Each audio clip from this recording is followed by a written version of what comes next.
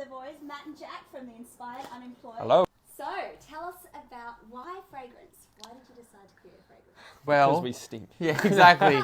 We both smell really bad, so we need to try and, we pretty much don't shower, so now we got to shower in a can. Oh. So that's all we needed. Yeah, honestly. The water bills these days are just too high. Yeah. No, so I actually met the guy, Justin, who directed the commercial on a beach up in Byron Bay like 3 years ago. And we're just talking, he said he was a director. He's like, it'd be fun to do like a parody of a fragrance commercial because they're always so serious and like, and we're like, yeah, that could be really fun. And then, anyway, I didn't even know him, left. And then 3 years later, we were like, fuck, we should try and do this ad. Yeah. So I hunted him down on Instagram and messaged him. I was like, hey, I don't know if you remember me, but do you want to try and do this ad? And then he's like, yep, let's do it.